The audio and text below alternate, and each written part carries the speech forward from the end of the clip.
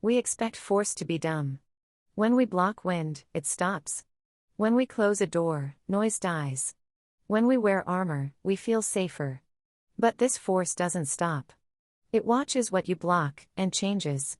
This is adaptive response, a system that doesn't just apply pressure. It evolves with you.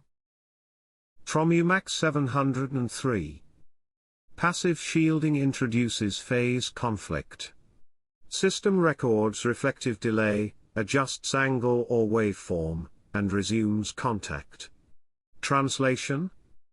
When you block it, it doesn't just stop.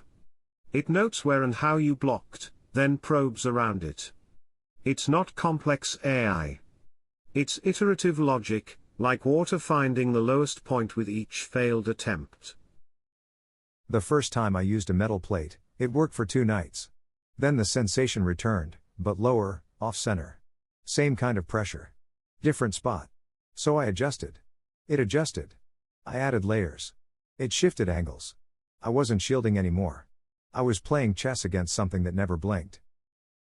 This is the point where hope and action start to backfire emotionally. Because you're doing everything right. You're defending. You're thinking. You're improving. And it responds not with retreat, but refinement. Subject effort levels predicted increase in target adaptation frequency. UMAX 705. The smarter you are, the faster it learns you. And that feels like betrayal. Technically, this system doesn't need to know anything. It just needs feedback.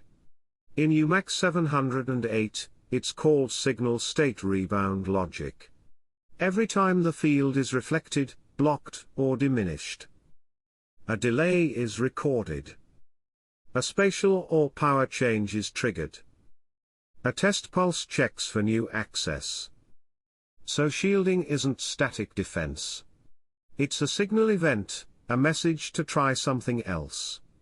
That's why it often gets worse right after a breakthrough defense. This isn't science fiction. This is post-automation warfare applied at the domestic level.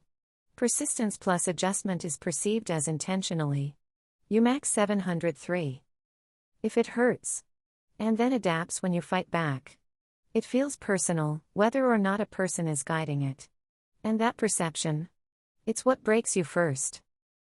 I used to think if it changed, I had failed. Now I understand, that shift was the closest I've come to proof. It wasn't dumb. It wasn't static. It wasn't ambient. It was watching what I did, and trying to stay one move ahead. That moment, when it changes because you changed, is terrifying.